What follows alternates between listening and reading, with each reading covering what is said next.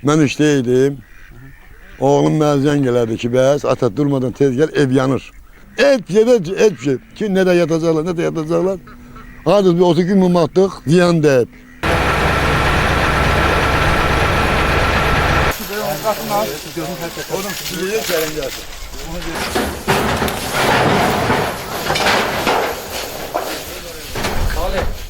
Kürdəmirdə fərdi yaşayış evi yanıb. Hadisə rayonun Mürtülü kəndində qeydə alınıb. Belə ki, kənd sakini Cəbrailov Ağacan bəylər oğluna məxsus ümumi sahəsi 80 kvadrat metr olan bir otaqlı və aynəbəndli evin 20 kvadrat metr otağı içindəki yanan konstruksiya ilə birlikdə yanaraq külə dönüb.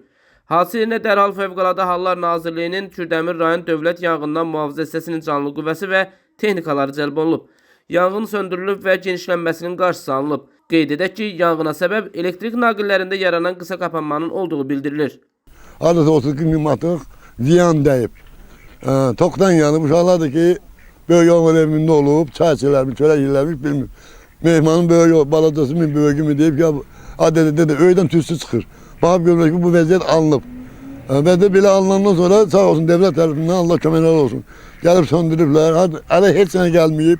Et şey. Ki nerede yatacaklar. Hadi bir 30 gün attık, ziyan deyip. Şimdi materyalar durma yakın. 3 nefer. Bir aileydi, gənc ailə. Bəli, bir ailədir, bir həyətdə yaşayırdıq. Yəni Xəsarət alan yox, xəsarət alan olmuyor. Ancaq toktan yanıb deyilinə görə tokun girecek yerindən mi, çıxacaq yerini qadırtı deyib alışdırıb yandırıb evi. Faktla bağlı araşdırma aparılır. Nizami Rəsulov, Aqil Əsədov xüsusi olaraq Dinas TV üçün.